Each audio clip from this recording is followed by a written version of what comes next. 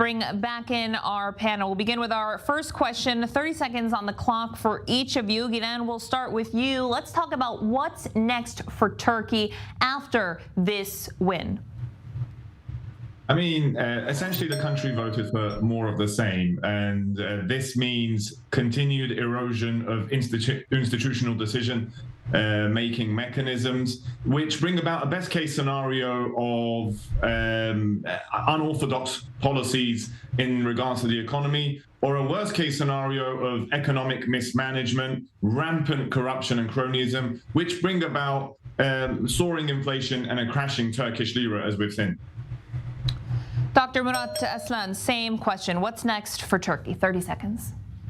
Well, I think, first of all, we will witness a calm down process, because it was a great political escalation between the poles of, unities. That's a fact. On the other hand, Tayyip Erdogan will be much more focused on re-amending the current status of himself, like appointing a new government, like ministers, and in the meantime, designing the strategies required per the pledged promises. On the other hand, for Kılıçdaroğlu and the other parties in the opposition, well, it's something different, because we've got to cut it off here for a second. We've just got 30 seconds. Ambassador Alon Lil, 30 seconds. Your thoughts. What's next for Turkey? I think we'll see a more presidential Erdogan. We have to remember that he had a good decade when he started, then a much weaker decade as his second decade, and he's starting his third decade, more experienced, and I think he will draw a lot of conclusions from his mistakes, mostly on foreign affairs issues. All right, let's open up the debate now. Dr. Murat Aslan, you were speaking about what you think is next for Turkey. I want to dive a little bit about the issues that voters were facing here. Why didn't they vote with their wallets for this election in particular? The economy is quite poor. Inflation continues to rise in the country. So was this really a big issue for voters if they wanted change? Well, Hamda, first of all, the voters does have priorities. That clarifies by themselves. I mean, nobody imposes it. Our party government prioritized security, safety, and stability, and portrayed FETÖ and PKK as the main threat to the country's survivability. And Kılıçdaroğlu, just claimed the economy and democracy as the priorities. But today, and 2 weeks ago, the voters favored the sentiments, the narratives of Erdogan, and they preferred security and stability. And doesn't matter if there happens an economic escalation, well, it comes first. Security comes first, because there's no cost.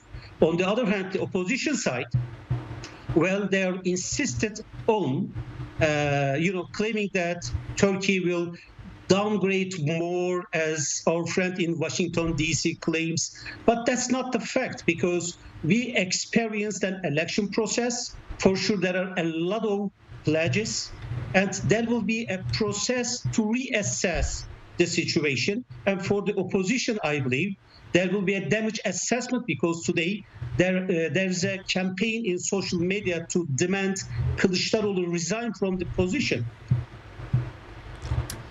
Ginan, how do you respond to that, demands for the opposition candidate to resign from his position?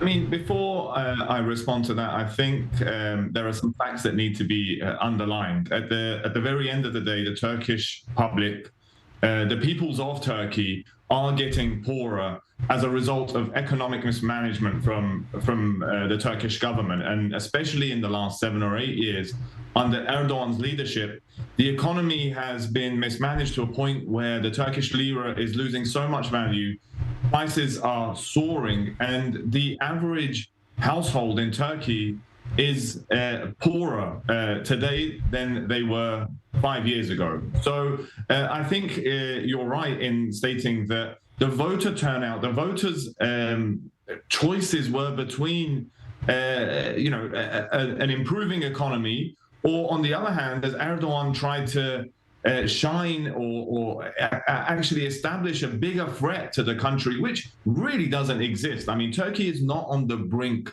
of an existential threat. But to cover up the economic mismanagement, in all honesty, Erdogan did pretty well in creating an existential threat, which is straight out of the playbook of many authoritarian leaders around the world. And coming to your question, I do think that Kemal Kılıçdaroğlu, the opposition candidate, ran a decent campaign. Ultimately, again, as we see with the results coming in now, all the results have come in, he has lost this election. And at the age of 74, it probably doesn't look like he can continue his career in politics. And I think in the coming weeks and months, we'll see a leadership contest emerge in the main opposition party, the CHP. Ambassador Alon Leal, your thoughts on the opposition candidate and how he ran his campaign? I think it was an identity clash or identity politics.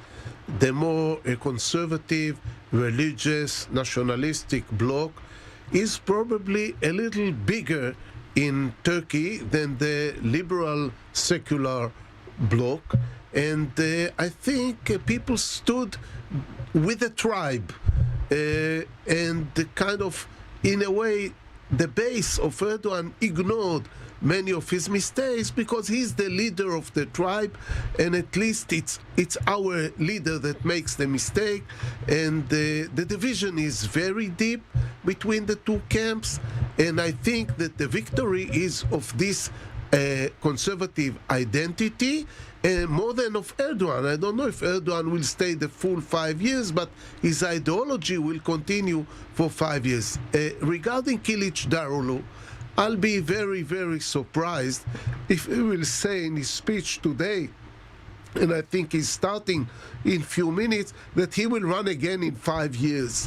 I think he is a very different candidate that Erdogan will speak to his voters and say, we need a new leader for the camp. I don't know if he will resign, but definitely will not announce that he will lead this camp for 5 years.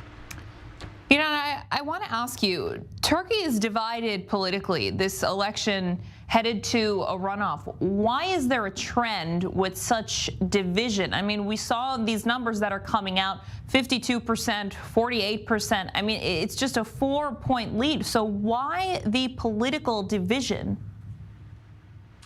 Well, again, I think going back to what your correspondent said regarding the continuation of Erdogan's 2-decade rule, I would actually contest that and say that we don't have a continuation of 20 years of consistent policies under Erdogan. We can definitely roughly divide this into 2 decades, 2 separate decades, the first decade and the second decade. And what we'll see right now is a continuation of his policies in the second decade, which have led to hyper polarization in the country, anti-Kurdish policies, which again was a central theme in this election. The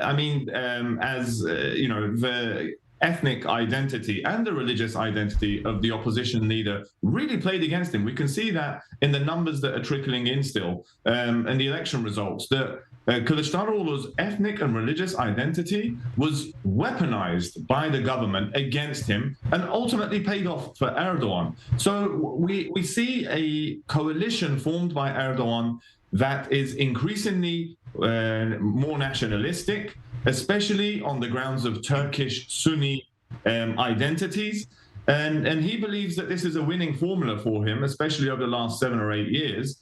And judging by today's results, he's convinced that it served him well. And today's results prove that once again. So I don't see how anyone can see any difference in the way he will conduct himself, in the way he will utilize divisive and nationalistic, bordering on racist language. Dr. Murat Aslan, in the minute we have left, talk to us about Turkey's political division. Well, I totally disagree with the speaker. Why? It was Kılıçdaroğlu who announced his identity, not Erdogan.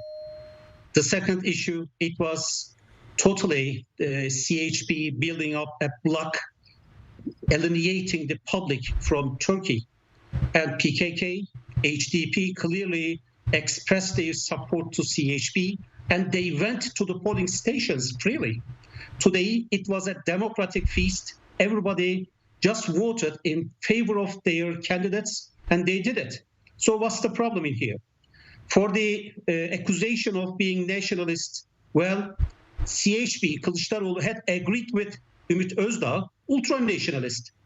So we can't claim that Erdogan's party or the other parties aligned with him are not are nationalists. I mean, it's totally an inconsistent issue.